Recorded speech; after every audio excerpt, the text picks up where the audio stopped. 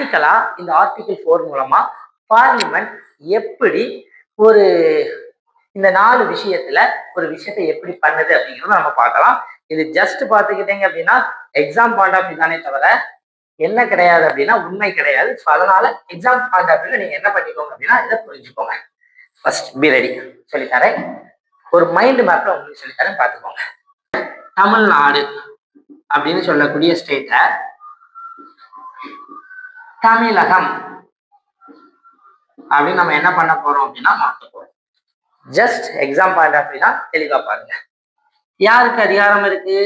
நாடாளுமன்றம், parliament. Okay, சரி, பார்லிமெண்ட்ல எப்படி மாத்தலாம்? பார்லிமெண்ட்ல நீங்க எந்த விஷயத்த கொண்டு வந்தாலும் முக்கியமா அதுக்கு ஒரு வடிவம் இருக்கு. அந்த வடிவம் தான் என்ன அப்படின்னா மசோதா, பில். இப்ப தமிழ்நாட்டை தமிழகம் அப்படின்னு மாற்றக்கூடிய ஒரு மசோதாவை நம்ம என்ன பண்ண போறோம் அப்படின்னா தாக்கல் பண்ண போறோம். பார்லிமெண்ட்ல தாக்கல் பண்றாங்க. 2 அவைகள்ல எந்த அவைகள்ல வேணாலும் என்ன பண்ணுவாங்க அப்படின்னா தாக்கல் பண்ணுவாங்க. ஸோ இந்த அவைகள்ல தாக்கல் பண்ண உடனே இந்த பில் அப்படிங்கிறது ஃபர்ஸ்ட் பார்த்துக்கோங்க யாருக்கிட்ட போகும். இதுல இருந்து ஒவ்வொரு பாயிண்டா படிங்க. ஃபர்ஸ்ட் பில்ல தாக்கல் பண்ணியாச்சு. இந்த பில் என்ன பண்ணுவாங்க அப்படின்னா தாக்கல் பண்ணிட்டாங்க. பண்ணதுக்கு அப்புறம் இதுக்கு 2 ப்ரொசீஜர். என்ன ப்ரொசீஜர் அப்படின்னா இந்த பில்ல தாக்கல் பண்றதுக்கு முன்னாடி நம்மளுடைய குடியரசுத் தலைவர் இருக்காரா இல்லையா, அவர்கிட்ட ப்ரையர் பெர்மிஷன், அதாவது முன் அனுமதி வாங்குதல் வேண்டும். இந்த பிரசிடென்ட் என்ன பண்ணுவார் அப்படின்னா இந்த பில்ல செகண்ட் பாயிண்ட், இந்த பில்ல தேர்ட் பாயிண்ட் என்னதுன்னா தமிழ்நாடுங்கிற பேரை தானே தமிழகம்னு மாத்த போறோம். தமிழ்நாடு அரசுக்கு என்ன பண்ணுவார் அப்படின்னு அனுப்புவார். பொதுவா தமிழ்நாடுடைய சட்டமன்றத்துக்கு அனுப்புவார். சில குறிப்பிட்ட காலமும் கொடுப்பாரு.